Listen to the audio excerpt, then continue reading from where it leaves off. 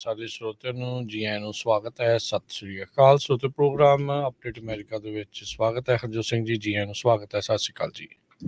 ਸਤਿ ਸ਼੍ਰੀ ਅਕਾਲ, ਧੰਨਵਾਦ ਜੀ ਆਇਆਂ ਨੂੰ। ਪੰਜਾਬੀ ਰੇਡੀਓ ਯੂਐਸਏ ਦੇ ਜਿੰਨੇ ਵੀ ਸਰੋਤੇ ਸਾਡੇ ਸਾਰੇ ਹੀ AM ਸਟੇਸ਼ਨਸ, FM ਸਟੇਸ਼ਨ, ਘਰਾਂ ਦੇ ਵਿੱਚ ਰੇਡੀਓ ਸੈਟਸ ਦੇ ਰਾਹੀਂ, ਟੈਲੀਫੋਨ ਦੇ ਰਾਹੀਂ, ਫੇਸਬੁੱਕ, YouTube ਤੇ ਲਾਈਵ ਦੇਖ ਰਹੇ ਹੋ, ਸੁਣ ਰਹੇ ਹੋ, ਸਾਰਿਆਂ ਨੂੰ ਜੀ ਆਇਆਂ ਨੂੰ ਤੇ ਬਹੁਤ ਹੀ ਪਿਆਰ ਤੇ ਸਤਿਕਾਰ ਭਰੀ ਸਤਿ ਸ਼੍ਰੀ ਅਕਾਲ। ਸਰੋਤਿਓ, ਅੱਜ ਸਤੰਬਰ ਦੀ 13 ਤਰੀਕ ਆ, ਦਿਨ ਮੰਗਲਵਾਰ ਆ। ਤੁਹਾਡੇ ਲਈ ਸਵੇਰ ਦਾ ਅਪਡੇਟ ਅਮਰੀਕਾ ਪ੍ਰੋਗਰਾਮ ਲੈ ਕੇ ਹਾਜ਼ਰ ਹੋਏ ਹਾਂ।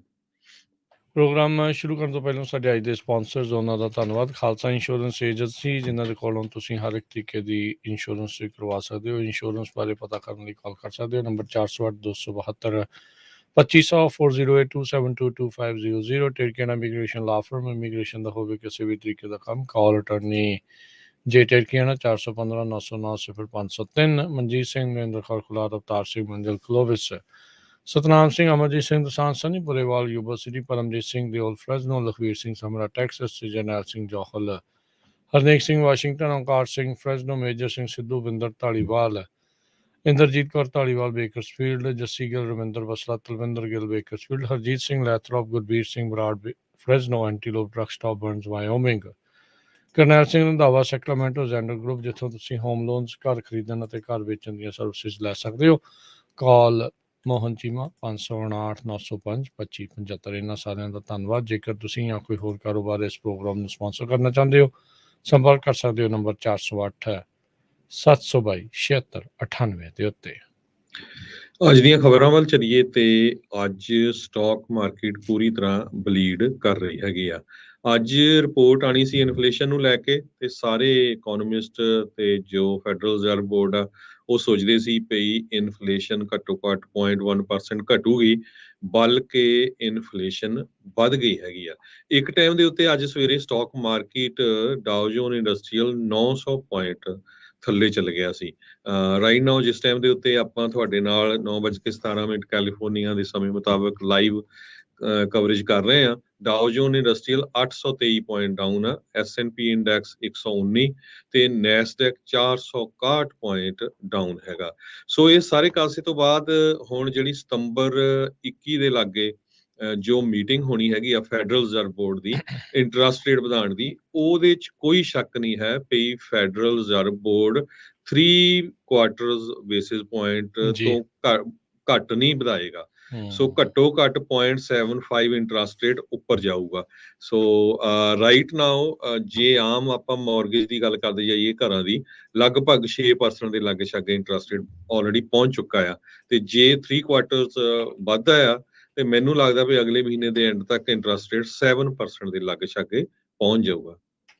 ਅਗਸਤ ਤੋਂ ਅਗਸਤ, ਸਾਲ ਟੂ ਸਾਲ, ਈਅਰ ਟੂ ਈਅਰ ਜਿਹੜੀ ਕੰਜ਼ਿਊਮਰ ਪ੍ਰਾਈਸ ਇੰਡੈਕਸ ਆ ਉਹ 8.3% ਵਧਿਆ ਆ ਪਿਛਲੇ ਮਹੀਨੇ ਦੇ ਨਾਲੋਂ 0.1%। ਬਿਊਰੋ ਆਫ ਲੇਬਰ ਸਟੈਟਿਸਟਿਕਸ ਦੇ ਇਹ ਆંકੜੇ ਜਿਹੜੇ ਅੱਜ ਆਏ ਨੇ, ਇੰਤਜ਼ਾਰ ਸੀਗਾ ਇਸ ਤੇ ਜਿਹੜਾ ਉਹ ਆਉਣ ਦਾ। ਕਹਿੰਦੇ ਵੀ ਹੁਣ ਜੇ ਕਿਸੇ ਨੂੰ ਸ਼ੱਕ ਰਹਿ ਗਿਆ ਹੋਊ, ਜਿੱਦਾਂ ਤੁਸੀਂ ਕਿਹਾ, ਹੁਣ ਉਹ ਸ਼ੱਕ ਤਾਂ ਸਭ ਦਾ ਦੂਰ ਆ ਵੀ 75 ਬੇਸਿਸ ਪੁਆਇੰਟ ਤਾਂ ਵਧੂ ਹੀ ਵਧੂਗਾ। ਕਿਆਸ ਰਹੀਆਂ ਨੇ ਵੀ 20% ਚਾਂਸ ਇਹ ਆ ਵੀ 100 ਬੇਸਿਸ ਪੁਆਇੰਟ ਯਾਨੀ ਕਿ 1% ਇੰਟਰਸਟ ਹਾਈਕ ਵੀ ਜਿਹੜਾ ਉਹ ਹੋ ਸਕਦਾ ਹੈ। ਇਸੇ ਦੇ ਬਾਬਤ ਟ੍ਰੈਜਰੀ ਸਕੱਤਰ ਜਿਹੜੇ ਨੇ ਯੈਨਟ ਯੈਲਨ, ਉਹਨਾਂ ਨੇ ਜਿਹੜਾ ਬਿਆਨ ਦਿੱਤਾ, ਉਹਨਾਂ ਨੇ ਕਿਹਾ ਵੀ ਗ੍ਰੇਟ ਸਕਿੱਲ ਤੇ ਨਾਲ ਦੇ ਨਾਲ ਕਿਸਮਤ, ਜਿਹੜੀ ਗੁੱਡ ਲੱਕ ਜਿਹੜੀ ਉਹ ਚਾਹੀਦੀ ਹੋਊਗੀ ਇਨਫਲੇਸ਼ਨ ਨੂੰ ਜਿਹੜੇ ਉਹ ਥੱਲੇ ਲਿਆਉਣ ਦੇ ਲਈ, ਉਹ ਵੀ ਉਦੋਂ ਜਦੋਂ ਇਕੋਨਮੀ ਕ੍ਰੈਸ਼ ਜਿਹੜੀ ਉਹ ਨਾ ਹੋਵੇ। ਸੌਫਟ ਲੈਂਡਿੰਗ ਜਿਸ ਨੂੰ ਲੈ ਕੇ ਜਿਹੜੇ ਲਗਾਤਾਰ ਇੰਟਰਸਟ ਰੇਟ ਵਧਾਏ ਜਾ ਰਹੇ ਆ, ਟ੍ਰੈਜਰੀ ਸਕੱਤਰ ਨੇ ਭਰੋਸਾ ਦਿਵਾਉਣ ਦੀ ਕਹਿ ਲਓ ਜਾਂ ਕਿਹਾ ਵੀ ਅਜੇ ਵੀ ਚਾਂਸ ਹੈਗੇ ਆ ਵੀ ਰਿਸੈਸ਼ਨ ਦੇ ਨਾਲੋਂ ਸੌਫਟ ਲੈਂਡਿੰਗ ਜਿਹੜੀ ਉਹ ਹੋ ਸਕਦੀ ਆ। ਪਰ ਜਿਹੜੀ ਇਹ ਅਗਸਤ ਦੀ CPI ਰਿਪੋਰਟ ਆਈ ਹੈ, ਇਹ ਕੋਈ ਬਹੁਤਾ ਜਿਹੜਾ ਹਰਜੋਤ ਸਿੰਘ ਜੀ ਚੰਗਾ ਇਸ਼ਾਰਾ ਜਿਹਾ ਕਹਿ ਸਕਦੇ ਵੀ ਨਹੀਂ ਆ। ਉੱਦਾਂ ਕਹਿੰਦੇ ਵੀ ਇਨਫਲੇਸ਼ਨ ਦਾ ਜਿਹੜਾ ਰੇਟ ਆ ਡੀਸੈਕਲਰ ਜਿਹੜਾ ਆ ਥੋੜ੍ਹਾ ਜਿਹਾ ਘਟਿਆ ਜ਼ਰੂਰ ਆ, 8.3% ਦੇ ਉੱਤੇ ਆਲਦੋ ਆਇਆ। ਇੱਕ ਟਾਈਮ ਦੇ ਉੱਤੇ ਤਾਂ ਹਰਜੋਤ ਸਿੰਘ ਜੀ ਮੈਨੂੰ ਲੱਗਦਾ 9 ਦੇ ਇਰਦ ਗਿਰਦ ਜਿਹੜਾ ਇਹ ਪਹੁੰਚ ਗਿਆ ਸੀ, 9.1 ਸੱਚ ਜਿਹੜਾ ਉਹ ਹੋ ਗਿਆ ਸੀਗਾ। ਸੋ ਜੂਨ ਮਹੀਨੇ ਦੇ ਵਿੱਚ। ਸੋ ਜਿਹੜਾ ਆ ਸੋ ਇਸ ਹੈਡਲਾਈਨ ਦੇ ਨਾਲ ਐਨਰਜੀ ਪ੍ਰਾਈਸਿਸ ਦੇ ਜਿਹੜੇ ਹਰਜੋਤ ਸਿੰਘ ਜੀ ਅਜੇ ਆਪਾਂ ਦੇਖਿਆ ਵੀ 5% ਡ੍ਰੌਪ ਆ।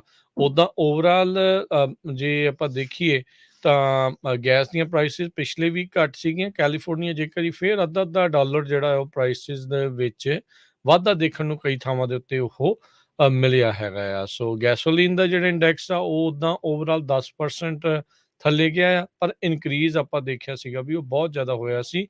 ਉਸ ਦੇ ਮੁਕਾਬਲੇ ਅਜੇ ਬਹੁਤਾ ਥੱਲੇ ਜਿਹੜਾ ਉਹ ਨਹੀਂ ਆਇਆ ਹੈਗਾ। So federal reserves interest rate 75 basis point ਵਧਾਊਗਾ, ਇਹ ਤਕਰੀਬਨ ਤੈਅ ਆ। ਪਰ ਕਹਿੰਦੇ ਵੀ 20% ਚਾਂਸ ਹੁਣ ਇਹ ਆ ਵੀ 75 ਬੇਸਿਸ ਪੁਆਇੰਟ ਦੀ ਬਜਾਏ 100 ਬੇਸਿਸ ਪੁਆਇੰਟ ਜਿਹੜੀ ਮਾਰਕੀਟ ਆ ਉਸ ਦੇ ਵਿੱਚ ਇੰਟਰਸਟ ਰੇਟ ਜਿਹੜਾ ਉਹ ਵਧਾਇਆ ਜਾ ਸਕਦਾ ਹੈਗਾ ਆ। ਸੋ ਇਹ 1 ਸਤੰਬਰ ਦੇ ਵਿੱਚ ਹੋਣੀ ਆ, ਫਿਰ 1 ਨਵੰਬਰ ਦੇ ਵਿੱਚ ਦੁਬਾਰਾ ਮੀਟਿੰਗ ਜਿਹੜੀ ਉਹ ਹੋਣੀ ਹੈਗੀ ਆ ਫੈਡਰਲ ਰਿਜ਼ਰਵ ਦੀ, ਤੇ ਲੱਗਦਾ ਵੀ 2 ਵਾਰੀ ਇੰਟਰਸਟ ਰੇਟ ਹੋਰ ਇਸੇ ਸਾਲ ਦੇ ਵਿੱਚ ਵੱਧ ਸਕਦਾ ਆ।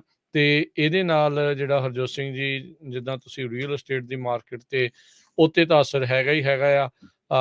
ਜਿਹੜੇ ਤੁਹਾਡੇ ਇੰਟਰਸਟ ਰੇਟਸ ਹੁੰਦੇ ਕ੍ਰੈਡਿਟ ਕਾਰਡਸ ਦੇ ਤੇ ਹੋਰ ਸਾਰੀਆਂ ਚੀਜ਼ਾਂ ਦੇ, ਉਹਦੇ ਉੱਤੇ ਵੀ ਲਗਾਤਾਰ ਉਸ ਦੇ ਵਿੱਚ ਵਾਧਾ ਤੁਸੀਂ ਦੇਖਣ ਨੂੰ ਮਿਲ ਸਕਦਾ ਆ। ਇਹਦੇ ਨਾਲ ਇਹ ਆ ਵੀ ਲਗਾਤਾਰ ਨੈਗੇਟਿਵ ਇੱਦਾਂ ਦੀਆਂ ਰਿਪੋਰਟਾਂ ਆਉਣ ਦੇ ਨਾਲ ਜਿਹੜੀ ਮਾਰਕੀਟ ਦੇ ਵਿੱਚ ਥੋੜ੍ਹੀ ਬਹੁਤੀ ਸਥਿਰਤਾ ਜਿਹੜੀ ਰਹਿ ਜਾਂਦੀ ਹੁੰਦੀ ਆ, ਜਾਂ ਥੋੜ੍ਹੀ ਬਹੁਤੀ ਪੋਜ਼ੀਟਿਵ ਐਨਰਜੀ ਜਿਹੜੀ ਰਹਿ ਜਾਂਦੀ ਆ, ਉਹ ਵੀ ਇੱਕ ਹਿਸਾਬ ਦੇ ਨਾਲ ਅਲੋਪ ਗਾਇਬ ਹੋ ਜਾਂਦੀ ਆ।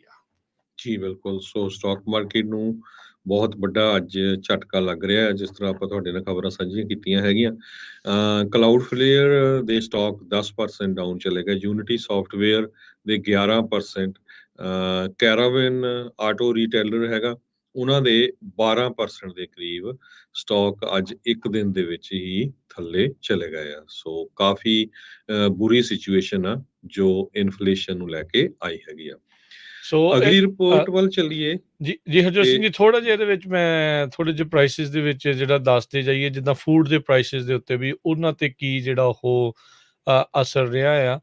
ਫੂਡ ਪ੍ਰਾਈਸਿਸ ਜੁਲਾਈ ਦੇ ਨਾਲੋਂ ਅਗਸਤ ਮਹੀਨੇ 'ਚ ਤਕਰੀਬਨ 1% 0.8% ਜਿਹੜਾ ਆ ਉਹਨਾਂ 'ਚ ਵਾਧਾ ਹੋਇਆ, ਯਾਨੀ ਕਿ ਖਾਣ ਵਾਲੀਆਂ ਚੀਜ਼ਾਂ ਹੋਰ ਮਹਿੰਗੀਆਂ ਹੋ ਰਹੀਆਂ ਆ। ਆਟਾ ਜਿਹੜਾ ਆ ਉਹ 2.2% ਵੱਧ ਗਿਆ ਆ। ਆਲੂ ਦਾ ਭਾਅ ਜਿਹੜਾ ਉਹ 2.5%, ਮੱਖਣ ਤਕਰੀਬਨ 2%, ਤੇ ਜਿਹੜਾ ਕੈਂਡ ਫਰੂਟ ਹੁੰਦਾ ਹੈ ਉਹ 3.5% ਇਹ ਪ੍ਰਾਈਸਿਸ ਜਿਹੜੇ ਉਹ ਵਧੇ ਹੈਗੇ ਆ। ਸੋ ਆਪਾਂ ਦੇਖਿਆ ਸੀਗਾ ਵੀ ਜਿਹੜਾ ਲਾਸਟ ਰਿਸੈਸ਼ਨ ਆ 2007-2008 ਦੇ ਵਿੱਚ ਆਇਆ ਸੀਗਾ। ਆਲਦੋ 2 ਵਾਰੀ ਜਿਹੜੀ ਅਮਰੀਕਾ ਦੀ GDP ਆ ਲਗਾਤਾਰ 2 ਕੁਆਟਰ ਜਿਹੜੀ ਉਹ ਸੁੰਗੜੀ ਆ, ਪਰ ਰਿਸੈਸ਼ਨ ਐਲਾਨਣ ਨੂੰ ਇਹ ਇੱਕ ਹਿਸਾਬ ਦੇ ਨਾਲ ਦੇਰੀ ਕਰ ਰਹੇ ਹੈਗੇ ਆ। ਸੋ ਇਹ ਹੁਣ ਦੇਖਣ ਵਾਲੀ ਗੱਲ ਰਹੇਗੀ ਹਰਜੋਤ ਸਿੰਘ ਜੀ ਵੀ ਕਿੱਦਾਂ ਜਿਹੜਾ ਉਹ ਰਹੂਗਾ। ਰੈਂਟ ਦੇ ਜਿੱਦਾਂ ਆਪਾਂ ਗੱਲ ਕਰੀਏ ਉਹ ਲਗਾਤਾਰ ਹੋਰ ਉੱਤੇ ਨੂੰ ਜਿਹੜਾ ਉਹ ਜਾਂਦਾ ਜਾ ਰਿਹਾ। ਸੋ ਇਨਫਲੇਸ਼ਨ ਨੇ ਇਕੋਨਮੀ ਦੇ ਉੱਤੇ ਬਹੁਤ ਵੱਡਾ ਜਿਹੜਾ ਸਟ੍ਰੇਨ ਆ ਉਹ ਲਾਇਆ ਆ। ਨਵੰਬਰ ਦੀਆਂ ਇਲੈਕਸ਼ਨਸ 'ਚ ਜਾਣ ਤੋਂ ਪਹਿਲਾਂ ਜਿਹੜੇ ਪ੍ਰੈਜ਼ੀਡੈਂਟ ਬਾਈਡਨ ਤੇ ਖਾਸ ਕਰਕੇ ਜਿਹੜੇ ਡੈਮੋਕ੍ਰੇਟਸ ਆ ਉਹਨਾਂ ਦੇ ਲਈ ਬੜੀ ਵੱਡੀ ਜਿਹੜੀ ਉਹ ਚੁਣੌਤੀ ਹੋਊਗੀ ਵੀ ਲੋਕਾਂ ਦੀ ਜੇਬ ਜਿਹੜੀ ਹੈ ਲਗਾਤਾਰ ਬਲੀਡ ਕਰ ਰਹੀ ਆ। ਉਸੇ ਦੌਰਾਨ ਇਹਨਾਂ ਤੋਂ ਵੋਟ ਜਿਹੜੀ ਆ ਉਹ ਕਿਸ ਹਿਸਾਬ ਦੇ ਨਾਲ ਜਿਹੜੀ ਉਹ ਮੰਗੀ ਜਾਵੇ। ਜੀ ਸੋ ਬਿਲਕੁਲ, ਪ੍ਰੈਜ਼ੀਡੈਂਟ ਜੋ ਬਾਈਡਨ ਉਹਨਾਂ ਨੇ ਇਕੋਨਮੀ ਨੂੰ ਲੈ ਕੇ ਆਪਣਾ ਗੁੱਡ ਵਿਊ ਪੁਆਇੰਟ ਦੇਣਾ ਸੀ, ਪਰ ਉਹ ਸਾਰਾ ਹੁਣ ਅੱਜ ਉਲਟ ਹੋ ਗਿਆ ਹੈਗਾ। ਸਮਾਲ ਬਿਜ਼ਨੈਸਿਸ ਦੀ ਗੱਲ ਕਰਦੇ ਜਾਈਏ, ਕਹਿੰਦੇ ਸਮਾਲ ਬਿਜ਼ਨੈਸਿਸ ਗੁੱਡ ਫੀਲ ਕਰ ਰਹੇ ਹੈਗੇ ਆ ਇਨਫਲੇਸ਼ਨ ਦੇ ਸੰਬੰਧ ਦੇ ਵਿੱਚ। ਇੱਕ ਕਹਿੰਦੇ ਜੋ ਇੰਡੈਕਸ ਹੁੰਦਾ ਇੰਡੀਪੈਂਡੈਂਟ ਬਿਜ਼ਨਸ ਨੈਸ਼ਨਲ ਫੈਡਰੇਸ਼ਨ ਵੱਲੋਂ, ਉਹ 91.8 ਤੇ ਚਲਾ ਗਿਆ। ਪਿਛਲੇ ਮਹੀਨੇ ਉਹ 89.9 ਸੀ। ਇਹ 8ਵਾਂ ਮਹੀਨਾ ਆ ਲਗਾਤਾਰ ਇਹ ਇੰਡੈਕਸ ਉੱਪਰ ਜਾ ਰਿਹਾ ਹੈਗਾ। ਸੋ ਇਹਦਾ ਕਾਰਨ ਇੱਕ ਇਹ ਵੀ ਆ ਵੀ ਹੁਣ ਫੇਰ ਲੋਕ ਦੁਬਾਰਾ ਕੀ ਕੰਮ ਕਰਨ ਲੱਗ ਪਏ ਆ, ਡਰਦੇ ਮਾਰੇ ਵੀ ਹੁਣ ਕਿਤੇ ਏਦਾਂ ਹੀ ਨਾ ਹੋਵੇ ਵੀ ਪੂਰਾ ਰਿਸੈਸ਼ਨ ਆ ਗਿਆ ਤੇ ਮੁੜ ਕੇ ਜੋਬ ਨਾ ਲੱਭੇ। ਸੋ ਪਹਿਲਾਂ ਜਿਹੜੇ ਸਮਾਲ ਬਿਜ਼ਨਸ ਸੀ ਉਹਨਾਂ ਨੂੰ ਬਹੁਤ ਹਾਰਡ ਸੀ ਇੰਪਲਾਈਜ਼ ਨੂੰ ਲੱਭਣਾ, ਕਿਉਂਕਿ ਲੋਕ ਘਰਾਂ 'ਚ ਬੈਠੇ ਸੀ। ਹੁਣ ਦੁਬਾਰਾ ਕੀ ਫੇਰ ਜੌਬਸ ਦੇ ਵਿੱਚ ਉਹਨਾਂ ਨੇ ਸ਼ੁਰੂ ਕਰ ਦਿੱਤੀਆਂ ਤੇ ਸਮਾਲ ਬਿਜ਼ਨਸ ਇਕੋਨਮੀ ਰਿਕਵਰ ਕਰ ਰਹੀ ਹੈਗੀ ਆ ਪੈਂਡੇਮਿਕ ਤੋਂ ਬਾਅਦ। National federation of independent businesses ਜੋ ਹੈਗੇ ਆ, ਉਹਨਾਂ ਦੇ ਇਕੋਨੋਮਿਸਟ ਬਿਲ ਡੰਕਲਵਰਗ ਨੇ ਸਟੇਟਮੈਂਟ ਦਿੱਤੀ ਆ। ਕਹਿੰਦੇ ਈਵਨ ਦੋ ਇਨਫਲੇਸ਼ਨ ਇੱਕ ਸੀਰੀਅਸ ਪ੍ਰੋਬਲਮ ਆ, ਪਰ ਜੋ ਵਰਕਰ ਸ਼ਾਰਟੇਜ ਇੰਪੈਕਟ ਕਰਦੀ ਸੀ ਸਭ ਤੋਂ ਵੱਧ, ਉਹਦੇ ਵਿੱਚ ਥੋੜ੍ਹੀ ਜਿਹੀ ਇੰਪਰੂਵਮੈਂਟ ਹੋਣੀ ਸ਼ੁਰੂ ਹੋਈ ਹੈਗੀ ਆ। ਜੀ, ਜੀ, ਬਿਲਕੁਲ। ਸੋ ਇਹ ਹੁਣ ਦੇਖਣਾ ਹੋਊਗਾ ਕੀ ਆ।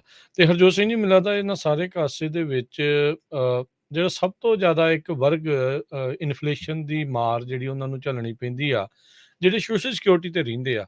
ਜੀ, ਬਾਕੀਆਂ ਦੀਆਂ ਤਨਖਾਹਾਂ ਵੱਧ ਜਾਂਦੀਆਂ ਨੇ, ਚਲੋ ਐਡਜਸਟਮੈਂਟਸ ਜਿਹੜੀਆਂ ਆ ਉਹ ਹੁੰਦੀਆਂ ਨੇ, ਪਰ ਇਸ ਮਾਮਲੇ ਦੇ ਵਿੱਚ ਇਹਨਾਂ ਦਾ ਜਿਹੜਾ ਆ ਉਹ ਕੁਛ ਵੀ ਨਹੀਂ ਹੁੰਦਾ। ਸੋ ਹੁਣ ਜਿਹੜੀ social security caste of living adjustment 2023 ਦੇ ਵਿੱਚ ਹੋਣੀ ਹੈਗੀ ਆ, ਤੇ ਕਹਿੰਦੇ ਵੀ ਬਹੁਤ ਸਾਰੀਆਂ ਚੀਜ਼ਾਂ ਇਸ ਦੇ ਵਿੱਚ ਦੇਖਣੀਆਂ ਹੋਣਗੀਆਂ। ਕਹਿੰਦੇ ਵੀ ਇਸ ਵਾਰ ਜਿਹੜੀ ਕਾਸਟ ਆਫ ਲਿਵਿੰਗ ਐਡਜਸਟਮੈਂਟ ਆ ਉਹ 8.7% ਤੇ ਇਹ ਐਵਰੀ ਮੰਥ ਮੈਂ ਦੇਖ ਰਿਹਾ ਚੇਂਜ ਹੋ ਰਹੀ ਆ, ਕਿਉਂਕਿ 2-3 ਵਾਰੀ ਆਪਾਂ ਪਹਿਲਾਂ ਵੀ ਇਸ ਦੇ ਬਾਰੇ ਜ਼ਿਕਰ ਕੀਤਾ ਸੀ। ਸੋ ਜਿੱਦਾਂ ਜਿੱਦਾਂ ਇਨਫਲੇਸ਼ਨ ਦੇ ਨਵੇਂ ਡਾਟਾ ਜਿਹੜਾ ਆਉਂਦੇ ਰਹਿੰਦੇ ਆ, ਇਹਨਾਂ ਦੀ ਵੀ ਕਾਸਟ ਆਫ ਲਿਵਿੰਗ ਐਡਜਸਟਮੈਂਟ ਦੇ ਵਿੱਚ ਚੇਂਜਸ ਜਿਹੜੇ ਉਹ ਦੇਖਣ ਨੂੰ ਮਿਲਦੇ ਆ। ਹੁਣ 8.7% ਸੋਸ਼ਲ ਸਿਕਿਉਰਿਟੀ ਦੇ ਵਿੱਚ ਵਾਧਾ ਹੋ ਸਕਦਾ ਹੈ, ਜਿਸ ਦੇ ਨਾਲ $144 ਦਾ ਵਾਧਾ ਜਿਹੜਾ ਆ ਪਰ ਮੰਥ ਕਹਿੰਦੇ ਆ ਉਹ ਹੋਊਗਾ। ਸੋ $1656 ਪਰ ਮੰਥ ਦੇ ਹਿਸਾਬ ਦੇ ਨਾਲ ਐਵਰੇਜ ਜਿਹੜੀ ਆ ਉਹ ਮੰਥਲੀ ਰਿਟਾਇਰਮੈਂਟ ਜਿਹੜੀ ਉਹ ਹੋ ਸਕਦੀ ਹੈ। ਕਹਿੰਦੇ ਵੀ ਹੁਣ ਤੱਕ ਦੀ ਇਹ ਜਿਹੜੀ ਸੋਸ਼ਲ ਸਿਕਿਉਰਿਟੀ ਦੇ ਇਤਿਹਾਸ ਦੇ ਵਿੱਚ ਸਭ ਤੋਂ ਵੱਡੀ caste of living adjustment highest ਜਿਹੜੀ ਆ ਉਹ ਹੋਣੀ ਆ। ਸੋ ਇਹ ਜਿਹੜੇ ਸੀਨੀਅਰ ਸਿਟੀਜ਼ਨ ਲੀਗ ਆ ਉਹਨਾਂ ਨੇ ਦੇਖਿਆ ਸੀਗਾ। ਸੋ ਕਹਿੰਦੇ ਵੀ ਇਸ ਸਾਲ 5.9% ਵਧਾਇਆ ਸੀਗਾ, ਪਰ ਜਿੰਨੀ ਇਨਫਲੇਸ਼ਨ ਮਹਿੰਗਾਈ ਜਿਹੜੀ ਉਹ ਵਧੀ ਆ, ਉਸ ਨੂੰ ਦੇਖਦੇ ਹੋਏ ਇਹ 8.7% ਤੱਕ ਵਧੇਗੀ। ਜੂਨ ਮਹੀਨੇ ਦੇ ਵਿੱਚ ਇਹ 9% ਜਾਂ 10% ਦੇ ਇਰਦ ਗਿਰਦ ਸੋਚ ਰਹੇ ਸੀਗੇ ਵੀ social security the caste of living adjustment ਜਿਹੜੀ ਉਹ ਵਧਾਉਣੀ ਆ। ਉਦੋਂ ਇਨਫਲੇਸ਼ਨ 9.1% ਤੇ ਸੀਗੀ, ਪਰ ਹੁਣ ਇਨਫਲੇਸ਼ਨ 8.3% ਤੇ ਆ। ਪਿਛਲੇ 2-3 ਮਹੀਨਿਆਂ ਦੇ ਮੁਕਾਬਲੇ ਤਾਂ ਥੋੜ੍ਹੀ ਜਿਹੀ ਘੱਟ ਆ, ਪਰ ਫਿਰ ਵੀ ਸਟਿਲ ਇਟਸ ਅ ਲੋਟ, ਵੀ ਇਹ ਕਾਫੀ ਜ਼ਿਆਦਾ ਜਿਹੜੀ ਉਹ ਤਾਂ ਨੂੰ ਦੇਖੀ ਗਈ ਹੈਗੀ ਆ। ਸੋ ਇਹ ਹੁਣ ਦੇਖੋ ਹਰਜੋਤ ਸਿੰਘ ਜੀ ਅੱਗੇ ਕੀ ਇਸ ਚੀਜ਼ ਦੇ ਵਿੱਚ ਬਣਦਾ ਆ, ਪਰ ਸੀਨੀਅਰ ਸਿਟੀਜ਼ਨ ਵੀ ਇਹਨਾਂ ਨੂੰ ਵੀ ਅਗਲੇ ਜਿਹੜੇ ਕਹਿ ਸਕਦੇ ਆ ਵੀ ਸਾਲ ਦੇ ਵਿੱਚ ਇਸ ਵਾਰ highest cost of living adjustment ਦੇਖਣ ਨੂੰ ਮਿਲ ਸਕਦੀ। ਆਲਦੋ ਜੋ ਕੁਛ ਜਿੰਨਾ ਕੁਛ ਜਿਹੜਾ ਉਹ ਵਧਿਆ ਆ, ਉਹਦੇ ਮੁਤਾਬਕ ਫਿਰ ਵੀ ਉਹਨਾਂ ਨੂੰ ਭਾਵੇਂ ਘੱਟ ਹੀ ਪੈਂਦਾ ਹੋਵੇ। ਅਗਲੀ ਖਬਰ ਆਪਾਂ ਆ ਜਾਈਏ ਹੁਣ ਕੈਲੀਫੋਰਨੀਆ ਦੇ ਵਿੱਚ ਅੱਗਾਂ ਨੂੰ ਲੈ ਕੇ। ਕੈਲੀਫੋਰਨੀਆ ਦੇ ਵਿੱਚ ਜੋ ਮੋਸਕੀਟੋ ਫਾਇਰ ਆ, ਉਸ ਨੇ ਤਬਾਹੀ ਮਚਾਈ ਹੋਈ ਆ। ਹੁਣ ਤੱਕ ਜੋ ਲੇਟੈਸਟ ਰਿਪੋਰਟਸ ਆਈਆਂ, 25 ਦੇ ਕਰੀਬ ਘਰ ਆਲਰੇਡੀ ਸੜ ਕੇ ਸਵਾਹ ਹੋ ਚੁੱਕੇ ਹੈਗੇ ਆ। ਪੂਰਾ ਜਿਹੜਾ ਧੂੰਆਂ ਆ ਉਹ ਨਵਾਡਾ, ਸੈਕਰਾਮੈਂਟੋ, ਕੈਲੀਫੋਰਨੀਆ ਦੇ ਬਹੁਤ ਸਾਰੇ ਏਰੀਏ 'ਚ ਤੁਸੀਂ ਦੇਖ ਸਕਦੇ ਹੋ। 48,700 ਤੋਂ ਵੱਧ ਏਕੜਸ ਐਲਡਰਾਡੋ ਤੇ ਪਲੇਸਰ ਕਾਉਂਟੀਜ਼ ਦੇ ਵਿੱਚ ਸੜ ਕੇ ਸਵਾਹ ਹੋ ਚੁੱਕੇ ਆ, ਤੇ ਇਹ ਫਾਇਰ ਹੁਣ ਤੱਕ ਸਿਰਫ 16% ਹੀ ਕੰਟੇਨਡ ਹੋਈ ਹੈਗੀ ਆ। ਜੋ ਡਰਾਈ ਫੋਰੈਸਟ ਸਿਆਰਾ ਨਿਵਾਡਾ ਮਾਊਂਟੇਨ 'ਚ ਆ, ਉਹ ਇਸ ਫਾਇਰ ਨੂੰ ਤੇਜ਼ੀ ਵਿੱਚ ਹੋਣ ਦੇ ਵਿੱਚ ਆਪਣਾ ਹਿੱਸਾ ਪਾ ਰਹੇ ਹੈਗੇ ਆ। 5800 ਦੇ ਕਰੀਬ ਸਟਰਕਚਰਸ ਆ ਇਸ ਵੇਲੇ ਇਸ ਦੀ ਲਪੇਟ ਵਿੱਚ ਆ ਸਕਦੀਆਂ ਹੈਗੀਆਂ। 11,000 ਤੋਂ ਵੱਧ ਜੋ ਲੋਕ ਆ ਉਹਨਾਂ ਨੂੰ ਇਵੈਕੂਏਟ ਕੀਤਾ ਗਿਆ ਆ। ਜੇ ਵਾਈਲਡ ਫਾਇਰ ਦੀ ਗੱਲ ਕਰਦੇ ਜਾਈਏ, ਪੂਰੇ ਵੈਸਟ ਦੇ ਵਿੱਚ ਸਿਆਰਾ ਨਿਵਾਡਾ ਮਾਊਂਟੇਨਸ ਦੇ ਵਿੱਚ ਵੀ ਇੱਕ ਨਹੀਂ, ਇੱਕ ਤੋਂ ਵੱਧ ਬਹੁਤ ਜ਼ਿਆਦਾ ਅੱਗਾਂ ਲੱਗੀਆਂ ਆ। ਪੂਰੇ ਅਮਰੀਕਾ ਦੇ ਵਿੱਚ ਇਸ ਟਾਈਮ 93 ਦੇ ਕਰੀਬ ਲਾਰਜੈਸਟ ਵਾਈਲਡਲੈਂਡ ਫਾਇਰਸ ਲੱਗੀਆਂ ਹੋਈਆਂ ਆ, ਜਿਨ੍ਹਾਂ ਨੇ 8,13,066 ਏਕੜ ਆਲਰੇਡੀ ਸੜ ਕੇ ਸੁਆਹ ਕਰ ਦਿੱਤੇ ਹੈਗੇ ਆ। ਜੀ ਬਿਲਕੁਲ। ਇਸ ਦੇ ਕਰਕੇ ਮਸਕੀਟੋ ਫਾਇਰ ਦੇ ਨਾਲ ਜਿਹੜਾ ਹਰਜੋਤ ਸਿੰਘ ਜੀ ਇਹ ਦੇਖਿਆ ਗਿਆ ਵੀ ਧੂੰਏਂ ਦੇ ਨਾਲ ਬਹੁਤ ਸਾਰੇ ਥਾਵਾਂ ਦੇ ਉੱਤੇ ਕਹਿ ਲਓ ਵੀ ਬਾਹਰ ਘੁੰਮਣਾ, ਲੋਕਾਂ ਦੇ ਲਈ ਬਾਹਰ ਨਿਕਲਣਾ ਥੋੜ੍ਹਾ ਔਖਾ ਹੋਇਆ ਪਿਆ ਆ, ਜਿਨ੍ਹਾਂ ਨੂੰ ਖਾਸ ਕਰਕੇ ਸਾਹ ਦੀ ਜਿਹੜੀ ਉਹ ਬਿਮਾਰੀ ਆ ਉਹ ਉਹਨਾਂ ਨੂੰ ਦਿੱਕਤ ਜਿਹੜੀ ਉਹ ਆ ਰਹੀ ਹੈਗੀ ਆ। ਸੋ ਹੁਣ ਦੇਖੋ ਅੱਗੇ ਜਿਹੜਾ ਉਹ ਕੀ ਬਣਦਾ ਹੈ। ਚਲੋ ਉਮੀਦ ਕਰਦੇ ਹਾਂ ਵੀ ਮੌਸਮ 'ਚ ਥੋੜ੍ਹੇ ਬਦਲਾਵ ਦੇ ਨਾਲ ਨਮੀ ਜਿਹੜੀ ਉਹ ਥੋੜ੍ਹੀ ਆਵੇ ਤੇ ਇਸ ਅੱਗ ਦੇ ਉੱਤੇ ਕਾਬੂ ਪਾਉਣ ਦੇ ਵਿੱਚ ਇਹਨਾਂ ਨੂੰ ਕਾਮਯਾਬੀ ਮਿਲੇ। ਕੈਲੀਫੋਰਨੀਆ ਦੇ ਵਿੱਚ 12 ਦੇ ਕਰੀਬ ਵਾਈਲਡ ਫਾਇਰਸ ਇਸ ਟਾਈਮ ਲੱਗੀਆਂ ਹੋਈਆਂ ਆ। Fair view fire Riverside County, ਦੇ ਵਿੱਚ ਜੋ ਲੱਗੀ ਹੋਈ ਆ, ਉਸ ਨੇ 28,307 ਏਕੜ ਸੜ ਕੇ ਸੁਆਹ ਕਰ ਦਿੱਤੇ ਹੈਗੇ ਆ। ਇਸ ਤੋਂ ਬਿਨਾਂ ਨਾਰਥ ਦੇ ਵਿੱਚ ਫਾਇਰ ਫਾਈਟਰਸ ਜੋ ਆ, ਉਹ ਮਾਊਂਟੇਨ ਫਾਇਰ ਨੂੰ ਫਾਈਟ ਕਰ ਰਹੇ ਆ, ਜਿਹਦੇ ਨਾਲ 13,359 ਏਕੜ ਸੜ ਕੇ ਸੁਆਹ ਹੋ ਚੁੱਕੇ ਆ ਤੇ 65% ਕੰਟੇਨਡ ਆ। ਓਰੀਗਨ ਦੇ ਵਿੱਚ ਸੀਡਰ ਕ੍ਰੀਕ ਫਾਇਰ ਉਹ ਕੁਆਡਰੁਪਲਡ ਹੋ ਗਈ ਆ ਸਾਈਜ਼ ਦੇ ਵਿੱਚ, ਉਹ ਬਹੁਤ ਜ਼ਿਆਦਾ ਵੱਧ ਗਈ ਆ। 86,734 ਏਕੜ ਸੜ ਕੇ ਓਰੀਗਨ ਦੇ ਵਿੱਚ ਸਵਾਹ ਹੋ ਚੁੱਕੇ ਆ ਤੇ 0% ਕੰਟੇਨਡ ਆ ਹਜੇ। ਹਾਲਾਂਕਿ ਆਪ ਸਾਰਿਆਂ ਨੂੰ ਪਤਾ ਵੀ ਓਰੀਗਨ ਚ ਜਿੰਨੇ ਵੀ ਫੋਰੈਸਟ ਆ ਮੋਸਟਲੀ ਉਹ ਗ੍ਰੀਨ ਹੈਗੇ ਆ, ਹਰੇ ਹੁੰਦੇ ਆ, ਘਾਹ ਬੜਾ ਹਰਾ ਆ, ਮੀਂਹ ਵੀ ਪੈਂਦਾ ਰਹਿੰਦਾ ਆ। ਕੈਲੀਫੋਰਨੀਆ ਦੇ ਵਿੱਚ ਤਾਂ ਸੋਕਾ ਬਹੁਤ ਹੈਗਾ। ਇਸੇ ਤਰ੍ਹਾਂ ਆਈਡਾਹੋ ਦੇ ਵਿੱਚ ਮੂਸੇ ਫਾਇਰ ਆ, 1,26,925 ਏਕੜ ਸੜ ਕੇ ਸੁਆਹ ਹੋ ਚੁੱਕੇ ਆ। 37% ਕੰਟੇਨਡ ਹੋਈ ਹੈਗੀ ਆ clearing house for US fire information ਦੇ ਮੁਤਾਬਕ। ਸੋ ਬਹੁਤ ਸਾਰੇ ਥਾਵਾਂ ਦੇ ਉੱਤੇ, ਇੱਥੋਂ ਤੱਕ ਕਿ ਵੀ ਮੰਟੈਨਾ ਵਰਗਾ ਵੀ ਸੂਬਾ ਹੈ ਉਹ ਬਚਿਆ ਨਹੀਂ ਆ। ਉੱਥੇ ਵੀ ਜਿਹੜੀ ਨੋ ਗ੍ਰਾਸ ਕ੍ਰੀਕ ਫਾਇਰ ਆ, ਉਸ ਨੇ ਤਬਾਹੀ ਜਿਹੜੀ ਉਹ ਮਚਾਈ ਹੋਈ ਆ।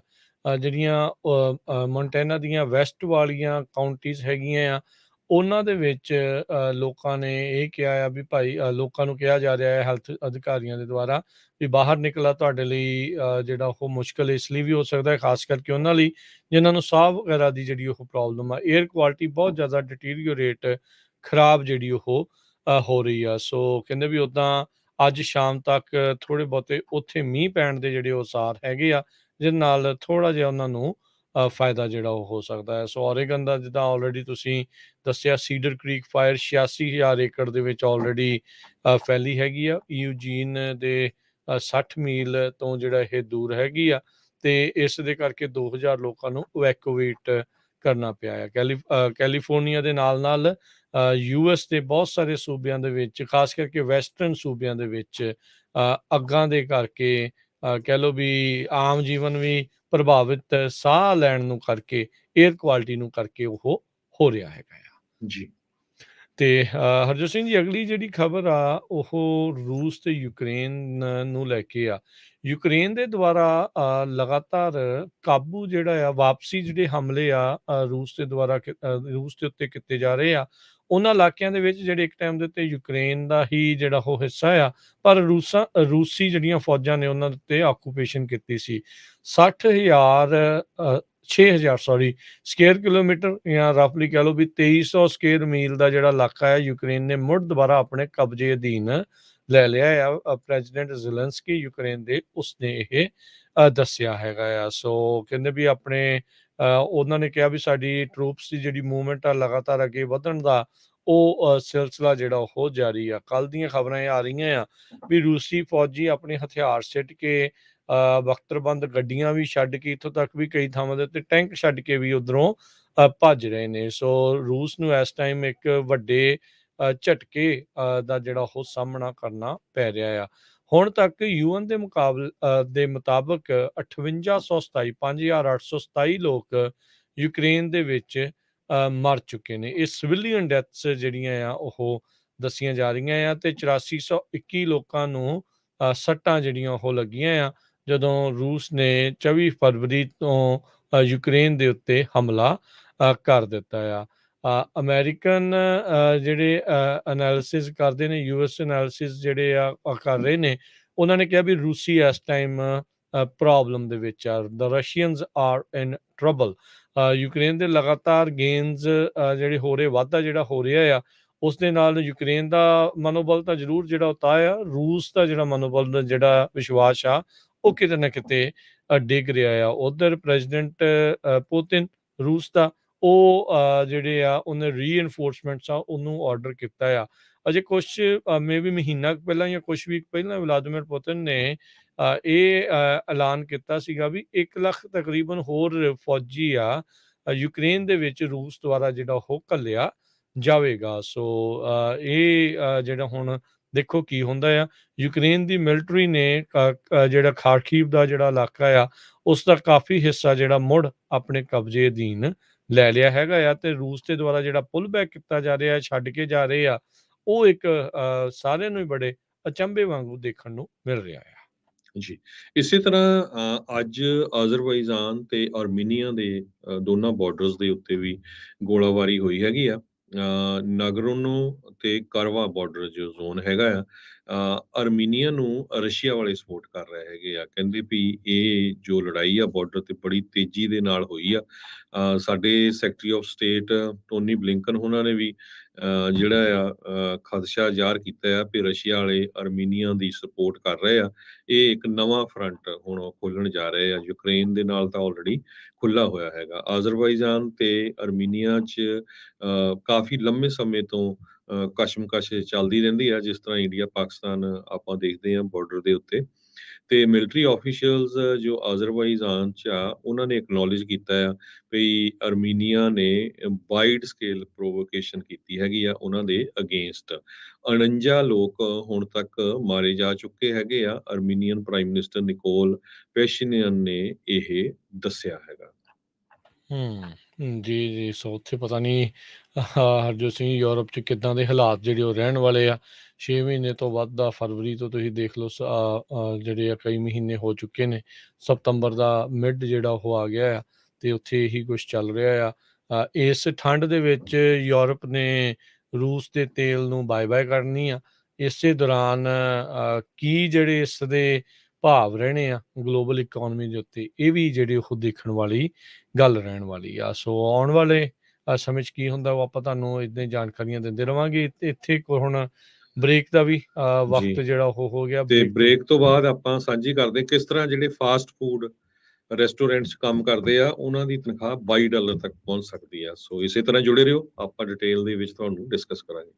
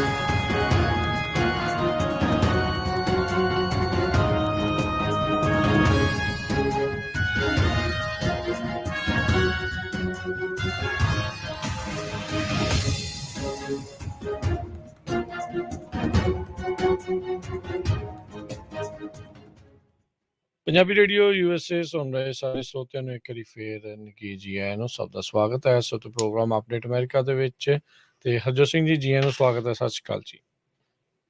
ਕਾਲ ਧੰਨਵਾਦ ਜੀ ਆਇਆਂ ਨੂੰ। ਜਿਸ ਤਰ੍ਹਾਂ ਆਪਾਂ ਬ੍ਰੇਕ ਤੋਂ ਪਹਿਲਾਂ ਤੁਹਾਨੂੰ ਦੱਸਿਆ ਸੀ ਵੀ ਕੈਲੀਫੋਰਨੀਆ ਦੇ ਵਿੱਚ ਇੱਕ ਬਿੱਲ ਪਹਿਲਾਂ ਅਸੈਂਬਲੀ 'ਚ ਪਾਸ ਹੋਇਆ, ਫਿਰ ਉਹ ਸੈਨੇਟ 'ਚ ਪਾਸ ਹੋਇਆ, ਫਿਰ ਕੈਲੀਫੋਰਨੀਆ ਦੇ ਗਵਰਨਰ ਨੇ ਉਸ ਬਿੱਲ ਨੂੰ ਸਾਈਨ ਕਰ ਦਿੱਤਾ ਤੇ ਉਹ ਹੁਣ ਬਿੱਲ ਵੈਲਿਡ ਦੇ ਉੱਤੇ ਆ ਰਿਹਾ ਹੈਗਾ ਤੇ ਉਸ ਬਿੱਲ ਦੇ ਮੁਤਾਬਕ ਜੋ ਮਿਨੀਮਮ ਵੇਜ ਆ, ਜੋ ਫਰੈਂਚਾਈਜ਼ੀ ਹੈਗੇ ਜਿਸ ਤਰ੍ਹਾਂ ਇਨ ਐਂਡ ਆਊਟ ਆ, ਟਾਕੋ ਬੈਲ ਆ ਜਾਂ ਹੋਰ, ਉਹਨਾਂ ਦੇ ਉੱਤੇ ਕੰਮ ਕਰਨ ਵਾਲੇ ਲੋਕਾਂ ਨੂੰ ਮਿਨੀਮਮ ਵੇਜ $22 ਪਰ ਆਵਰ ਦੇ ਹਿਸਾਬ ਨਾਲ ਹੋਊਗੀ। ਇਹ ਬੈਲਟ ਦੇ ਉੱਤੇ ਲਿਜਾਣ ਦੇ ਲਈ 6,23,000 ਸਿਗਨੇਚਰ ਰਜਿਸਟਰਡ ਵੋਟਰਸ ਨੇ ਆਲਰੇਡੀ ਜਿਹੜੇ ਆ ਸਾਈਨ ਕਰ ਦਿੱਤੇ ਹੈਗੇ ਆ। ਇਸ ਤੋਂ ਪਹਿਲਾਂ ਵੀ ਕਈ ਇਦਾਂ ਜਿਹੜੇ ਬਿੱਲ ਆ ਉਹਨਾਂ ਨੂੰ ਲੋਕਾਂ ਤੱਕ ਪਾਸ ਕਰਨ ਦੇ ਲਈ ਬੜਾ ਸਮਾਂ ਲੱਗਿਆ। ਕੈਲੀਫੋਰਨੀਆ ਦੇ ਲੈਜਿਸਲੇਟਰਸ ਹੈਗੇ ਆ, ਮੋਸਟਲੀ ਇਹਨਾਂ 'ਚ ਪ੍ਰੋਗਰੈਸਿਵ ਡੈਮੋਕ੍ਰੇਟਸ ਆ ਤੇ ਗਵਰਨਰ ਗੈਬਨ ਨਿਊਸਮ ਨੇ ਇਹ ਜਿਹੜੇ ਬਿੱਲ ਆ, ਜੇ ਆਪਾਂ ਪਿਛਲਿਆਂ ਦੀ ਗੱਲ ਕਰਦੇ ਜਾਈਏ, ਇੱਕ 2018 'ਚ ਆਇਆ ਸੀ ਕੈਸ਼ ਬਿੱਲ, ਕੈਸ਼ ਬੇਲ ਨੂੰ ਐਲੀਮੀਨੇਟ ਕਰਨ ਦੇ ਲਈ ਫॉर ਕ੍ਰਿਮੀਨਲ ਡਿਫੈਂਡੈਂਟਸ ਨੂੰ, ਤੇ ਇਹਦੇ ਤੇ $15 ਮਿਲੀਅਨ ਲੱਗਿਆ ਸੀ ਤੇ ਫਾਈਨਲੀ ਬਾਅਦ 'ਚ ਪਾਸ ਹੋ ਗਿਆ ਸੀ। ਇਸੇ ਤਰ੍ਹਾਂ 2018 ਦੇ ਵਿੱਚ ਕਲਾਸੀਫਾਈਡ ਵਰਕਰਸ ਨੂੰ ਲੈ ਕੇ ਸੁਪਰੀਮ ਕੋਰਟ ਨੇ ਸਟ੍ਰਿਕਟ ਲਿਮਿਟਸ ਲਾਈਆਂ ਸੀਗੀਆਂ ਤੇ ਬਾਅਦ ਦੇ ਵਿੱਚ ਸਾਨੂੰ ਪਤਾ ਹੀ ਆ ਵੀ ਸਾਰਿਆਂ ਨੂੰ ਵੀ ਬੈਲਟ ਦੇ ਉੱਤੇ ਕਿੰਨੇ ਪੈਸੇ ਖਰਚ ਹੋਏ ਜੋ ਕੰਪਨੀਆਂ ਸੀਗੀਆਂ AV5 ਨੂੰ ਲੈ ਕੇ, ਤੇ ਉਹ ਬਿੱਲ ਦੇ ਵਿੱਚ ਵੀ ਜੋ ਲੇਬਰ ਯੂਨੀਅਨਸ ਆ ਉਹ ਸਕਸੈਸਫੁਲ ਰਹੀਆਂ ਹੈਗੀਆਂ ਆ। ਸੋ ਲੇਬਰ ਡੇ ਵਾਲੇ ਦਿਨ ਗੈਬਨ ਨਿਊਸਮ ਨੇ, ਜੋ ਕੈਲੀਫੋਰਨੀਆ ਦੇ ਗਵਰਨਰਸ ਆ, ਤੇ ਉਹਨਾਂ ਨੇ ਲੇਬਰ ਯੂਨੀਅਨ ਦੀ ਹਾਜ਼ਰੀ ਦੇ ਵਿੱਚ ਇਸ ਬਿੱਲ ਨੂੰ ਜਿਹੜਾ ਸਾਈਨ ਕੀਤਾ ਹੈਗਾ, ਜੋ ਫੂਡ ਇੰਡਸਟਰੀ ਨੂੰ ਲੈ ਕੇ ਹੈਗਾ ਆ। ਇਹ ਇਕੱਲਾ ਸੈਲਰੀ ਨਹੀਂ, ਇਸ ਤੋਂ ਬਿਨਾਂ ਜੋ ਵਰਕਰਸ ਆ ਉਹਨਾਂ ਦੀ ਸੇਫਟੀ ਕੰਡੀਸ਼ਨ ਨੂੰ ਲੈ ਕੇ, ਕੰਮ ਦੀਆਂ ਹਾਲਤਾਂ ਨੂੰ ਲੈ ਕੇ ਇੱਕ 10 ਮੈਂਬਰੀ ਫਾਸਟ ਫੂਡ ਕਾਉਂਸਲ ਵੀ ਬਣਾਈ ਜਾਊਗੀ, ਜੋ ਕਿ ਵਰਕਿੰਗ ਕੰਡੀਸ਼ਨਸ ਜਿਹੜੇ ਫਾਸਟ ਫੂਡ ਆਊਟਲੈਟਸ ਕੰਮ ਕਰਦੇ ਆ ਲੋਕ, ਉਹਨਾਂ ਨੂੰ ਰੈਗੂਲੇਟ ਕਰੂਗੀ, ਉਹਨਾਂ ਨੂੰ ਇਹ ਚੈੱਕ ਕਰੂ। ਜੀ ਬਿਲਕੁਲ। ਸੋ ਇਹ ਆਲਰੇਡੀ ਜਿਹੜਾ ਹਰਜੋਤ ਸਿੰਘ ਜੀ ਕਿਉਂਕਿ ਗਵਰਨਰ ਨੇ ਸਾਈਨ ਆਲਰੇਡੀ ਇਸ ਦੇ ਉੱਤੇ ਕਰ ਦਿੱਤੇ, ਸੋ ਇਹ ਬਣ ਗਿਆ। ਸੋ ਇਹ ਇਸ ਨੂੰ ਜਿਹੜਾ ਆ ਉਹ ਸਦਨਾਂ ਨੇ ਵੀ ਪਾਸ ਕਰ ਦਿੱਤਾ ਤੇ ਗਵਰਨਰ ਨੇ ਵੀ ਮਨਜ਼ੂਰੀ ਦੇ ਦਿੱਤੀ। ਸੋ ਇਸ ਲੈਜਿਸਲੇਸ਼ਨ ਦੇ ਤਹਿਤ ਜਿਹੜੀ ਫਾਸਟ ਫੂਡ ਦੀ ਮਿਨੀਮਮ ਵੇਜ ਆ ਉਹ ਕੈਪ ਹੋਊਗੀ $22 ਤੱਕ ਹੀ ਹੋਊਗੀ ਮਿਨੀਮਮ ਵੇਜ, ਇਸ ਤੋਂ ਉੱਤੇ ਜਿਹੜੀ ਉਹ ਨਹੀਂ ਜਾਊਗੀ। ਇਸ ਟਾਈਮ ਸੂਬੇ ਦੀ ਜਿਹੜੀ ਮਿਨੀਮਮ ਵੇਜ ਉਹ $15 ਆ ਬਿਜ਼ਨਸਿਸ ਦੇ ਲਈ ਜਿਨ੍ਹਾਂ ਦੇ 26 ਜਾਂ ਉਸ ਤੋਂ ਵੱਧ ਇੰਪਲੋਈ ਹੈਗੇ ਆ। ਤੇ 1 ਜਨਵਰੀ 2024 ਤੋਂ ਬਾਅਦ ਦੇ ਵਿੱਚ ਇਸ ਖੇਤਰ ਦੇ ਵਿੱਚ ਮਿਨੀਮਮ ਵੇਜ ਇਨਫਲੇਸ਼ਨ ਦੇ ਹਿਸਾਬ ਦੇ ਨਾਲ ਐਡਜਸਟ ਕੀਤੀ ਜਾਊਗੀ, ਪਰ ਇਹ ਵੀ ਕੈਪ ਆ ਵੀ 3.5% ਤੋਂ ਵੱਧ ਜਿਹੜੀ ਆ ਸਾਲ ਦੇ ਵਿੱਚ ਉਹ ਨਹੀਂ ਵੱਧ ਸਕਦੀ ਹੈਗੀ। ਸੋ ਇਹ ਜਿਹੜਾ ਕੌਂਸਲ ਦੇ ਵਿੱਚ ਜਿੱਦਾਂ ਤੁਸੀਂ ਦੱਸਿਆ ਵੀ ਇਹਨਾਂ ਨੇ ਬਣਾਉਣਾ ਆ fast food employees, worker advocate, ਫਰੈਂਚਾਈਜ਼ਿਸ ਤੇ ਗਵਰਨਮੈਂਟ ਰਿਪਰੈਜ਼ੈਂਟੇਟਿਵਸ ਦੀ ਇਹ ਜਿਹੜੀ ਕੌਂਸਲ ਆ ਉਹ ਹੋਊਗੀ ਜਿਹੜੀ ਇਵੈਂਚੁਅਲੀ ਇਹਨਾਂ ਚੀਜ਼ਾਂ ਨੂੰ ਜਿਹੜਾ ਡਿਸਾਈਡ ਆ ਉਹ ਕਰ ਸਕਦੀ ਆ। ਸੋ ਬੀਤੇ ਸੋਮਵਾਰ ਗਵਰਨਰ ਨਿਊਸਮ ਨੇ ਇਸ ਬਿੱਲ ਦੇ ਉੱਤੇ ਜਿਹੜਾ ਉਹ ਸਾਈਨ ਕਰ ਦਿੱਤਾ ਸੀਗਾ, ਜਿਹੜੇ ਫਾਸਟ ਫੂਡ ਵਰਕਰਸ ਜਿਸ ਦੇ ਵਿੱਚ ਕੰਮ ਕਰਦੇ ਆ। ਸੋ ਇੱਦਾਂ ਆ ਵੀ ਕਿਉਂਕਿ ਇਲੈਕਸ਼ਨ ਸੀਜ਼ਨ ਆ, ਬਹੁਤ ਸਾਰੇ ਬਿੱਲ ਸੁਣਨ ਨੂੰ, ਦੇਖਣ ਨੂੰ ਇੱਕੋ ਜਿਹੇ ਜਿਹੜੇ ਉਹ ਲੱਗਦੇ ਹੋਣੇ ਆ।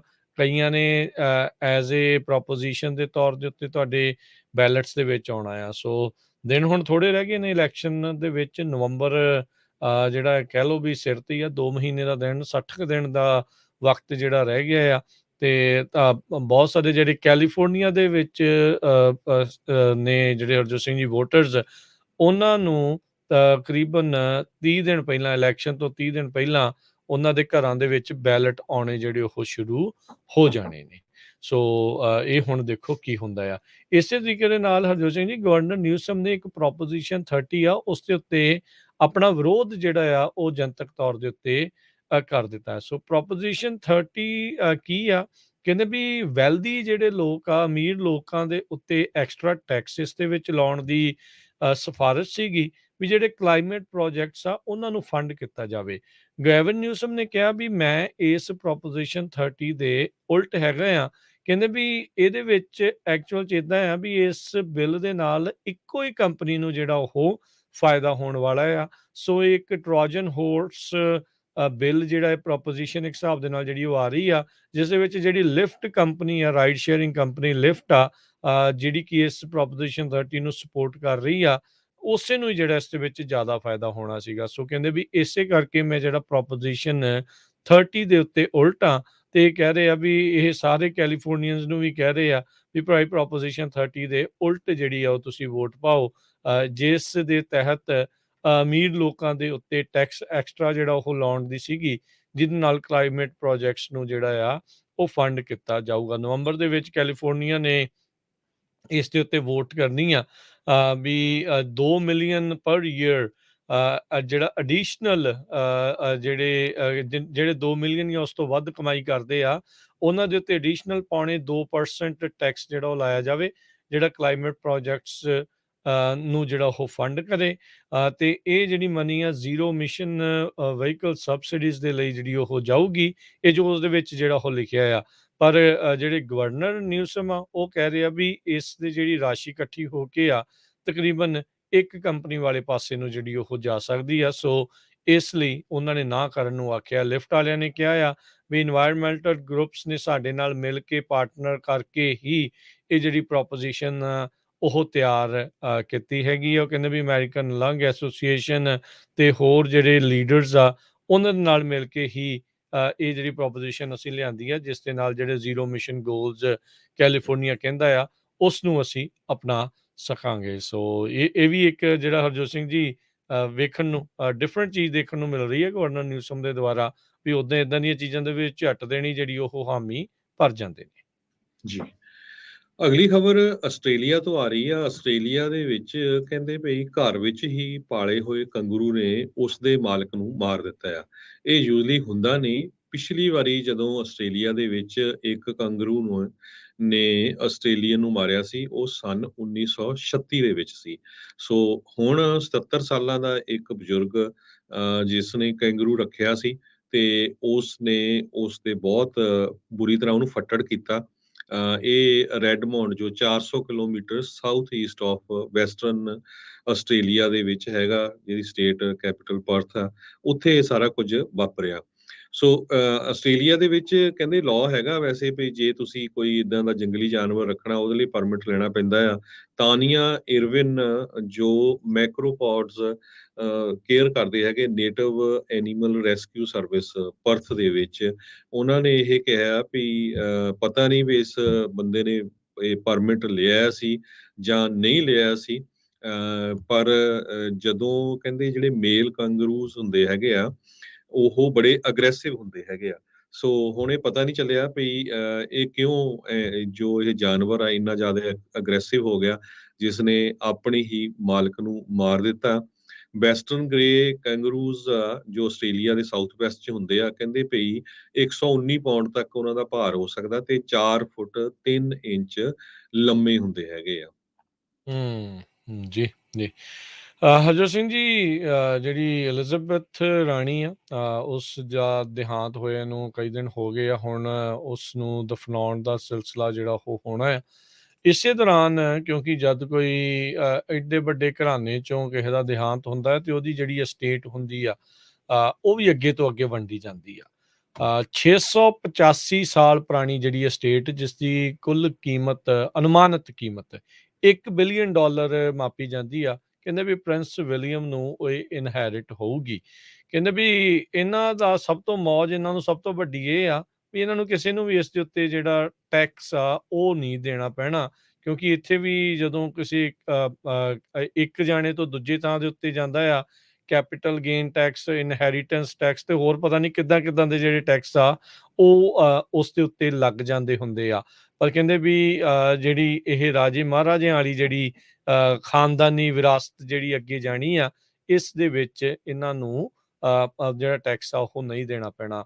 ਨਵੇਂ ਬਣੇ ਜਿਹੜੇ ਕਿੰਗ ਚਾਰਲਸ ਜਿਹੜੇ ਆ, ਉਹਨਾਂ ਨੂੰ ਵੀ ਕੋਈ ਟੈਕਸ ਦੇਣ ਦੀ ਜਿਹੜੀ ਉਹ ਜ਼ਰੂਰਤ ਨਹੀਂ ਆ, ਮੈਂਡੇਟ ਨਹੀਂ ਹੈਗਾ। ਪਰ ਕਹਿੰਦੇ ਵੀ ਪਿਛਲੇ ਕੁਝ ਸਾਲਾਂ ਤੋਂ 1993 ਤੋਂ ਇਹ ਆਪਣੇ ਪੱਧਰ ਦੇ ਉੱਤੇ ਵੈਸੇ ਹੀ ਜਿਹੜਾ ਉਹ ਟੈਕਸ ਦੇ ਜ਼ਰੂਰ ਰਹੇ ਨੇ।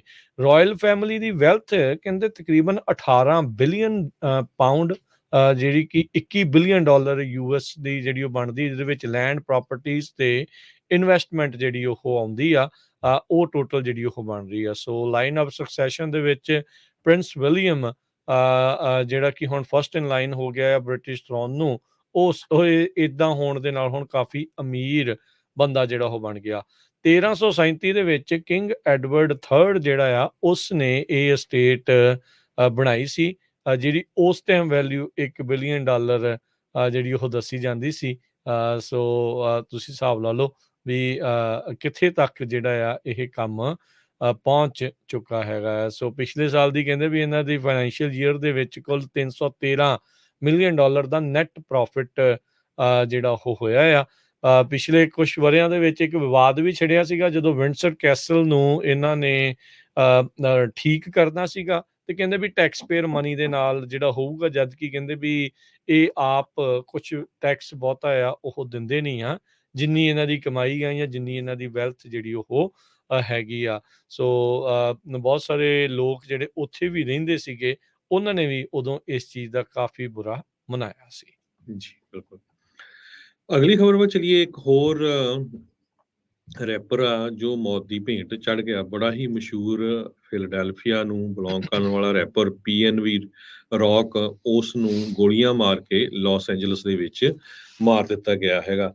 30 ਸਾਲਾਂ ਦਾ ਇਹ ਰੈਪਰ, ਜਿਸ ਦਾ ਪੂਰਾ ਨਾਮ ਰਕੀਮ ਹਸ਼ੀਮ ਐਲਨ ਤੇ ਨਿਕਨੇਮ ਜਿਸ ਤਰ੍ਹਾਂ ਮੈਂ ਤੁਹਾਨੂੰ ਦੱਸਿਆ ਹੀ ਆ PNB ਕਰਕੇ ਜਾਣਿਆ ਜਾਂਦਾ ਸੀ।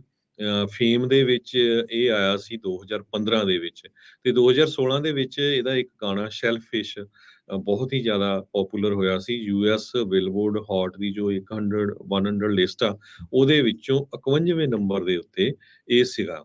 ਸੋਮਵਾਰ ਬਾਅਦ ਦੁਪਹਿਰ ਇਹ ਰੈਪਰ ਆਪਣੀ ਗਰਲਫ੍ਰੈਂਡ ਦੇ ਨਾਲ ਰੋਸਕਿਓ ਚਿਕਨ ਤੇ ਵੈਫਲਸ, ਜੋ ਕਿ Manchester avenue south Los Angeles ਦੇ ਵਿੱਚ ਹੈਗੀ ਆ, ਉੱਥੇ ਲੰਚ ਕਰਨ ਗਿਆ, ਤੇ ਉਸ ਦੀ ਗਰਲਫ੍ਰੈਂਡ ਨੇ ਉਹ ਲੋਕੇਸ਼ਨ ਪਾ ਦਿੱਤੀ ਵੀ ਅਸੀਂ ਇੱਥੇ ਲੰਚ ਕਰ ਰਹੇ ਹਾਂ, ਤੇ ਸਮਹਾਉ ਜੋ ਉਸ ਨੂੰ ਫੋਲੋ ਕਰਦੇ ਸੀ ਉੱਥੇ ਜਾ ਕੇ ਉਹਨਾਂ ਨੇ ਗੋਲੀਆਂ ਨਾਲ ਮਾਰ ਦਿੱਤਾ। ਇਹ ਇਸ ਤਰ੍ਹਾਂ ਨਹੀਂ ਹੋਇਆ, ਇਸ ਤੋਂ ਪਹਿਲਾਂ ਵੀ ਇੱਕ ਹੋਰ ਰੈਪਰ ਬਿਲਕੁਲ ਸੇਮ ਸਿਚੁਏਸ਼ਨ ਦੇ ਵਿੱਚ ਇਸ ਤਰ੍ਹਾਂ ਮਾਰਿਆ ਗਿਆ ਸੀ, ਜਦੋਂ ਉਸ ਦੀ ਗਰਲਫ੍ਰੈਂਡ ਨੇ ਦੱਸਿਆ ਸੀ ਵੀ ਅਸੀਂ ਘਰ ਪਹੁੰਚ ਗਏ ਹੈਗੇ ਆ। PNB ਰੌਕ ਦੀ ਮੌਤ ਦੇ ਸੰਬੰਧ ਦੇ ਵਿੱਚ ਇੱਕ ਹੋਰ ਵੀ ਜੋ ਰੈਪਰ ਆ ਬੜੀ ਮਸ਼ਹੂਰ, ਨਿੱਕੀ ਮਿਨਾਜ਼, ਉਸਨੇ ਟਵਿੱਟਰ ਦੇ ਉੱਤੇ ਵਾਰਨਿੰਗ ਦਿੱਤੀ ਹੈਗੀ ਆ ਸਾਰੇ ਰੈਪਰਸ ਨੂੰ ਵੀ ਆਪਣੇ ਜਾਂ ਆਮ ਲੋਕ ਵੀ ਆ ਰੀਅਲ ਟਾਈਮ ਵੇਅਰ ਅਬਾਊਟਸ ਨਾ ਦੱਸੇ ਜਾਣ, ਕਿਉਂਕਿ ਜਦੋਂ ਤੁਸੀਂ ਦੱਸ ਜਾਂਦੇ ਆ, ਜਿਹੜੇ ਤੁਹਾਡੇ ਦੁਸ਼ਮਣ ਹੁੰਦੇ ਆ ਉਹ ਲੱਭਦੇ ਰਹਿੰਦੇ ਆ ਤੇ ਉੱਥੇ ਜਾ ਕੇ ਉਹ ਮਾਰ ਦਿੰਦੇ ਆ। ਇਹ ਅਮਰੀਕਾ ਦੇ ਵਿੱਚ ਸਰੋਤਿਆਂ ਨੂੰ ਦੱਸਦੇ ਜਾਈਏ, ਆਪਣਾ ਸਿੱਧੂ ਮੂਸੇਵਾਲਾ ਤਾਂ ਦੇਖੋ ਵੀ ਕਿਸ ਤਰ੍ਹਾਂ ਗੈਂਗਸਟਰ ਨੇ ਮਾਰਿਆ, ਤੇ ਅਮਰੀਕਾ 'ਚ ਆਲਰੇਡੀ 30 ਤੋਂ ਵੱਧ ਰੈਪਰਸ ਇਸ ਤਰ੍ਹਾਂ ਦੀ ਸ਼ੂਟਿੰਗ ਦੇ ਨਾਲ ਮਾਰੇ ਜਾ ਚੁੱਕੇ ਆ। ਜੀ ਜੀ। ਸੋ ਦੇਖੋ, ਇਹ ਇੱਕ ਬੜਾ ਬੈਡ ਜਿਹੜਾ ਹਰਜੋਤ ਸਿੰਘ ਜੀ ਇੱਕ ਆਸਪੈਕਟ ਹੈਗਾ ਆ ਇਸ ਰੈਪਿੰਗ ਇੰਡਸਟਰੀ, ਉਸ ਦੇ ਵਿੱਚ ਇਹ ਪਹਿਲਾ ਨਹੀਂ, ਇਹ ਅਖੀਰਲਾ ਨਹੀਂ ਆ, ਪਰ ਇਹ ਲਗਾਤਾਰ ਕੰਮ ਜਿਹੜਾ ਆ ਹਰਜੋਤ ਸਿੰਘ ਜੀ ਚੱਲਦਾ ਹੀ ਜਿਹੜਾ ਉਹ ਆ ਰਿਹਾ ਆ। ਕਿਤੇ ਨਾ ਕਿਤੇ ਠੱਲ ਜਿਹੜੀ ਇਸ ਦੇ ਉੱਤੇ ਜ਼ਰੂਰ ਪੈਣੀ ਚਾਹੀਦੀ ਆ।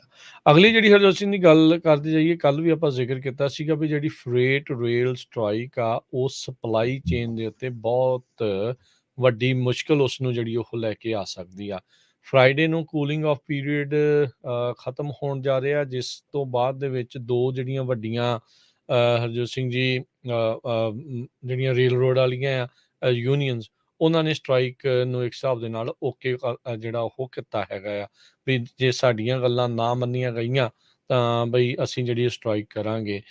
ਇਸ ਦੇ ਨਾਲ ਬਹੁਤ ਹੀ ਜਿਹੜੇ ਕਹਿੰਦੇ ਕ੍ਰਿਟੀਕਲ ਡਿਲੀਵਰੀਜ਼ ਆ, ਜਿਹੜੀ chlorine waste water treatment plants ਨੂੰ ਲੈ ਕੇ, ਕੋਲਾ ਜਿਹੜਾ ਯੂਟਿਲਿਟੀ ਪਲਾਂਟਸ ਨੂੰ ਜਿਹੜਾ ਹੋ ਜਾਂਦਾ ਆ, ਉਸ ਦੇ ਉੱਤੇ ਅਸਰ ਪਊਗਾ। ਸੋ ਵਾਈਟ ਹਾਊਸ ਨੂੰ ਇਸ ਟਾਈਮ ਪੂਰੀ ਹਫੜਾ ਦਫੜੀ ਪਈ ਆ ਵੀ ਇਹ ਸਾਰੀਆਂ ਚੀਜ਼ਾਂ, ਅਸੈਂਸ਼ੀਅਲ ਪ੍ਰੋਡਕਟਸ ਜਿਹੜਾ ਰੇਲ ਦੇ ਨਾਲ ਕੈਰੀ ਕੀਤਾ ਜਾਂਦਾ ਆ, ਉਹ ਕਿੱਦਾਂ ਇੱਕ ਥਾਂ ਤੋਂ ਦੂਜੀ ਥਾਂ ਦੇ ਉੱਤੇ ਪਹੁੰਚਾਇਆ ਜਾ ਸਕੂਗਾ, ਜਿਸ ਦੇ ਵਿੱਚ ਰਾਸ਼ਨ ਪਾਣੀ ਵੀ ਆ, ਐਨਰਜੀ ਆ ਤੇ ਹੈਲਥ ਪ੍ਰੋਡਕਟਸ ਵੀ ਜਿਹੜੇ ਉਹ ਸ਼ਾਮਲ ਰਹਿਣਗੇ।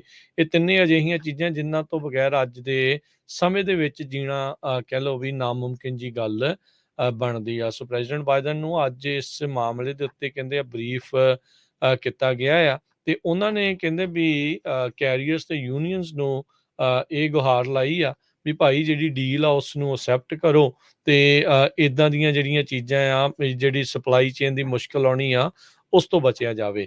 ਇਸੇ ਦੇ ਨਾਲ ਕਹਿੰਦੇ ਵੀ ਐਗਰੀਕਲਚਰ ਡਿਪਾਰਟਮੈਂਟ, ਟਰਾਂਸਪੋਰਟੇਸ਼ਨ ਡਿਪਾਰਟਮੈਂਟ ਤੇ ਐਨਰਜੀ ਡਿਪਾਰਟਮੈਂਟ ਤੇ ਹੋਰ ਏਜੰਸੀਜ਼ ਦੇ ਨਾਲ ਲਗਾਤਾਰ ਰਾਬਤਾ ਦੇ ਵਿੱਚ ਨੇ, ਰਾਬਤਾ ਕਰ ਰਹੇ ਆ ਵੀ ਭਾਈ ਕੀ ਹੋਊਗਾ। ਸੋ ਜਿਹੜੇ ਇਹ ਇਸ਼ੂ ਇੱਕ ਕੰਟਰੈਕਟ ਐਗਰੀਮੈਂਟ ਨੂੰ ਲੈ ਕੇ ਬਣਿਆ ਆ, ਰੇਲਵੇ ਕੈਰੀਅਰਸ ਤੇ ਦੋ ਜਿਹੜੀਆਂ ਯੂਨੀਅਨਸ ਆ ਜਿਹੜੀਆਂ ਕਿ 57,000 ਕੰਡਕਟਰ ਤੇ ਇੰਜੀਨੀਅਰਸ ਨੂੰ ਰਿਪਰੈਜ਼ੈਂਟ ਕਰਦੀਆਂ ਆ ਅਟੈਂਡੈਂਸ ਪਾਲਿਸੀਜ਼ ਨੂੰ ਜਿਹੜਾ ਉਹ ਲੈ ਕੇ। ਸੋ ਵੱਡੀ ਮੁਸ਼ਕਲ ਅਮਰੀਕਾ ਨੂੰ ਜਿਹੜੀ ਆ ਉਹ ਆ ਸਕਦੀ ਹੈ। ਅਮਰੀਕਾ ਦੇ ਵਿੱਚ ਸਪਲਾਈ ਚੇਨ ਦੀ ਬਹੁਤ ਅਹਿਮ ਚੀਜ਼ਾਂ ਦੀ ਜੇ ਫਰੇਟ ਰੇਲ ਵਰਕਰਸ ਆ ਉਹ ਸਟ੍ਰਾਈਕ ਕਰ ਦਿੰਦੇ ਆ। ਐਮਟਰਕ ਨੇ ਇਹਤਿਆਤੀ ਤੌਰ ਦੇ ਉੱਤੇ ਪਹਿਲਾਂ ਹੀ ਆਪਣੀਆਂ ਜਿਹੜੀਆਂ ਲੌਂਗ ਡਿਸਟੈਂਸ ਪੈਸੰਜਰ ਟ੍ਰੇਨਸ ਹੈਗੀਆਂ ਆ ਉਹਨਾਂ ਨੂੰ ਰੱਦ ਕਰ ਦਿੱਤਾ ਆ ਵੀ ਭਾਈ ਵਿਚਾਲੇ ਨਾ ਫਸ ਜਾਣ। ਉਹ ਇਸ ਲਈ ਕਿਉਂਕਿ ਉਹ ਜਿਹੜੀਆਂ ਰੇਲ ਰੋਡਸ ਆ ਉਹ ਇਹਨਾਂ ਕੰਪਨੀਆਂ ਦੀ ਹੀ ਧਰੋਹਰ ਆ, ਉਹ ਸਰਕਾਰੀ ਧਰੋਹਰ ਨਹੀਂ ਆ, ਤੇ ਉਹ ਇਹਨਾਂ ਨੂੰ ਵਰਤਦੀਆਂ ਨੇ। ਸੋ ਐਮਰਜੈਂਸੀ ਬੋਰਡ ਜੁਲਾਈ ਦੇ ਵਿੱਚ ਬਾਈਡਨ ਉਹਨਾਂ ਨੇ ਅਪੁਆਇੰਟ ਕੀਤਾ ਸੀਗਾ। 2 ਸਾਲ ਨੈਗੋਸੀਏਸ਼ਨ ਜਿਹੜੀ ਉਹ ਚੱਲੀ ਆ ਜਿਹੜੇ ਵੱਡੇ ਫਰੇਟ ਕੈਰੀਅਰਸ ਤੇ 12 ਜਿਹੜੀਆਂ ਯੂਨੀਅਨਸ ਆ ਉਹਨਾਂ ਦੇ ਵਿੱਚ, ਪਰ ਕਹਿ ਲਓ ਵੀ 9 ਜਾਣਿਆਂ ਨੇ ਤੇ ਯੂਨੀਅਨਸ ਨੇ ਟੈਂਟੇਟਿਵ ਐਗਰੀਮੈਂਟ ਬਣਾ ਲਿਆ ਸੀਗਾ। ਇਹ ਜਿਹੜੀਆਂ 2 ਜਿਹੜੀਆਂ ਰਹਿ ਗਈਆਂ ਸੀਗੀਆਂ ਯੂਨੀਅਨਸ ਉਹਨਾਂ ਦੇ ਨਾਲ ਸਮਝੌਤਾ ਜਿਹੜਾ ਅਜੇ ਤੱਕ ਨਹੀਂ ਹੋ ਸਕਿਆ। ਸੋ ਸ਼ੁੱਕਰਵਾਰ ਤੱਕ ਅਖੀਰਲਾ ਦਿਨ, ਜੇ ਵਿਚਾਲੇ ਇਹਨਾਂ 3 ਦਿਨਾਂ ਦੇ ਵਿੱਚ ਕੁਛ ਸਮਝੌਤਾ ਹੋ ਜਾਵੇ ਤਾਂ ਠੀਕ ਆ, ਨਹੀਂ ਤਾਂ ਭਾਈ ਫਿਰ ਸਾਰੇ ਜਾਣੇ ਬਹੁਤ ਅਹਿਮ ਚੀਜ਼ਾਂ ਦੀ ਘਾਟ ਦੇ ਲਈ ਉਹ ਤਿਆਰ ਜਿਹੜਾ ਉਹ ਤੁਸੀਂ ਹੋਣਾ ਪੈਣਾ ਆ। ਇਹ ਵੀ ਨਹੀਂ ਆ, ਪੈਨਿਕ ਵੀ ਨਹੀਂ ਕਰਨਾ ਵੀ ਸਾਰੀਆਂ ਚੀਜ਼ਾਂ ਤੁਸੀਂ ਪਹਿਲੋਂ ਹੀ ਲਿਆ ਕੇ ਰੱਖੀ ਜਾਓ। ਐਟਲੀਸਟ ਇੱਕ ਅੱਧਾ ਦਿਨ ਹੋਰ ਇਹਨਾਂ ਨੂੰ ਆਪਾਂ ਨੂੰ ਦੇਣਾ ਪੈਣਾ ਵੀ ਚੱਲ ਹੋਪਫੁਲੀ ਕੋਈ ਜਿਹੜਾ ਇਸ ਦੇ ਵਿੱਚ ਸਮਝੌਤਾ ਹੋ ਜਾਵੇ, ਕਿਉਂਕਿ ਜਿਹੜੀਆਂ ਇੱਥੇ ਕਹਿ ਲਓ ਵੀ ਜ਼ਿੰਦਗੀਆਂ ਦਾ ਸਵਾਲ ਜਿਹੜਾ ਇਸ ਦੇ ਵਿੱਚ ਪੈ ਜਾਊਗਾ ਜੇ ਰੇਲ ਰੋਡ ਟੋਟਲੀ ਠੱਪ ਹੁੰਦੀ ਆ। ਜੀ, ਅਗਲੀ ਖਬਰ ਵੱਲ ਚਲੀਏ। ਯੂਨਾਈਟਿਡ ਵੀ ਸਟੈਂਡ ਸਮਿਟ ਵਾਈਟ ਹਾਊਸ ਦੇ ਉੱਤੇ ਸਤੰਬਰ 15 ਨੂੰ ਹੋਣ ਜਾ ਰਹੀ ਆ। ਇਹਦੇ ਸੰਬੰਧ ਦੇ ਵਿੱਚ New York based civil rights organisation Sikh coalition ਉਹ ਕਹਿੰਦੇ ਵੀ ਅਸੀਂ ਪਿਛਲੇ ਲੰਮੇ ਸਮੇਂ ਤੋਂ ਬਾਈਡਨ ਐਡਮਿਨਿਸਟ੍ਰੇਸ਼ਨ ਉਹਨਾਂ ਦੇ ਨਾਲ ਗੱਲਬਾਤ ਕਰ ਰਹੇ ਆ ਕਿਸ ਤਰ੍ਹਾਂ ਦੀ ਜੋ ਸਟਰਕਚਰ ਤੇ ਗੋਲਸ ਇਸ ਸਮਿਟ ਦੇ ਹੋਣਗੇ, ਖਾਸ ਕਰਕੇ ਇਹ ਸਮਿਟ ਗਵਰਨਮੈਂਟ ਦਾ ਕੀ ਰਿਸਪੌਂਸ ਹੈਗਾ ਆ ਹੇਟ ਕ੍ਰਾਈਮਸ ਨੂੰ ਲੈ ਕੇ ਤੇ ਵਾਈਟ ਸੁਪਰਮਿਸਟ ਵਾਇਲੈਂਸ ਨੂੰ ਲੈ ਕੇ। ਇਸ ਸਿਵਲ ਰਾਈਟ ਗਰੁੱਪਸ ਦੇ ਵਿੱਚ ਸਿੱਖਾਂ ਤੋਂ ਬਿਨਾਂ ਮੁਸਲਮਾਨ, ਸਾਊਥ ਏਸ਼ੀਅਨ ਤੇ ਅਰਬ ਏਸ਼ੀਅਨ ਪੋਪੂਲੇਸ਼ਨ ਨੂੰ ਜੋ ਅਫੈਕਟ ਕਰਦੇ ਆ ਉਹ ਲੋਕ ਵੀ ਹੋਣਗੇ। ਇਸ ਸਮਿਟ ਦੇ ਵਿੱਚ ਪ੍ਰਦੀਪ ਸਿੰਘ ਕਾਲਕਾ ਸਿੱਖ ਕਮਿਊਨਿਟੀ ਦੇ ਜੋ ਓਕ ਕ੍ਰੀਕ ਵਿਸਕੌਨਸਨ ਤੋਂ ਹੈਗੇ, ਜਿਨ੍ਹਾਂ ਦੇ ਫਾਦਰ ਸਤਵੰਤ ਸਿੰਘ ਕਾਲਕਾ ਨੂੰ ਗੋਲੀਆਂ ਮਾਰ ਕੇ ਮਾਰ ਦਿੱਤਾ ਸੀ ਜਦੋਂ 8 ਆਪਣੇ ਸਿੱਖਾਂ ਨੂੰ ਗੁਰਦੁਆਰਾ ਸਾਹਿਬ ਚ ਮਾਰਿਆ ਗਿਆ ਸੀ। ਇਸੇ ਤਰ੍ਹਾਂ ਬਲਵੀਰ ਸਿੰਘ ਸੋਢੀ ਦੇ ਬ੍ਰਦਰ ਰਾਣਾ ਸਿੰਘ ਸੋਢੀ ਜਿਹੜੇ ਪਹਿਲੇ ਸਿੱਖ ਸੀ 9/11 ਤੋਂ ਬਾਅਦ, ਜਿਨ੍ਹਾਂ ਨੂੰ ਐਰੀਜ਼ੋਨਾ ਚ ਆਪਣੀ ਹੀ ਗੈਸ ਸਟੇਸ਼ਨ ਤੇ ਗੋਲੀਆਂ ਮਾਰ ਕੇ ਮਾਰ ਦਿੱਤਾ ਗਿਆ ਸੀ। ਰਾਣਾ ਸਿੰਘ ਸੋਢੀ ਬੜੇ ਲੰਮੇ ਸਮੇਂ ਤੋਂ ਇਸ ਇਸ਼ੂ ਦੇ ਉੱਤੇ ਵਰਕਆਊਟ ਕਰ ਰਹੇ ਆ ਤੇ ਨਾਲ ਜੋ ਸਿੱਖ ਕੋਲੀਸ਼ਨ ਦੇ ਜੋ ਮੈਂਬਰਸ ਹੈਗੇ ਆ ਉਹ ਵੀ ਉੱਥੇ ਹਾਜ਼ਰ ਹੋਣਗੇ। ਸੋ ਇਹ ਸਮਿਟ ਸਤੰਬਰ 15 ਨੂੰ ਵਾਈਟ ਹਾਊਸ ਦੇ ਵਿੱਚ ਹੋਣ ਜਾ ਰਹੀ ਹੈ। ਜੀ ਬਿਲਕੁਲ। ਸਮਾਂ ਵੀ ਇੱਥੇ ਜਿਹੜੇ ਹਰਜੋਤ ਸਿੰਘ ਜੀ ਆਪਣੇ ਅੱਜ ਦੇ ਪ੍ਰੋਗਰਾਮ ਦਾ ਹੁਣ ਸਮਾਪਤ ਹੈਗਾ ਆ, ਤੇ ਆਪਾਂ ਮਿਲਾਂਗੇ ਆਪਣੇ ਸਾਰੇ ਸਰੋਤਿਆਂ ਨੂੰ ਜਿਹੜਾ ਉਹ ਅਗਲੀ ਵਾਰ। ਉਦੋਂ ਤੱਕ ਲਈ ਲੈਂਦੇ ਹਾਂ ਜੀ ਇਜਾਜ਼ਤ। ਮੇਰੇ ਰਾਜਕਮਬੀਰ ਸਿੰਘ ਵੱਲੋਂ ਤੇ ਹਰਜੋਤ ਸਿੰਘ ਵੱਲੋਂ ਤੁਹਾਨੂੰ ਸਭ ਨੂੰ ਪਿਆਰ ਸਤਿਕਾਰ ਸਹਿਤ ਨਿੱਘੀ ਜਿਹੀ ਸਤਿ ਸਤਿ ਸ੍ਰੀ ਸ੍ਰੀ ਅਕਾਲ। ਅਕਾਲ। ਜਿੰਦੇ ਵਾਸਤੇ ਜੋ ਆਸਤੇ ਖੇਲਦੇ ਸੁਣਦੇ ਰਹੋ ਜੀ ਪੰਜਾਬੀ ਰੇਡੀਓ US USA।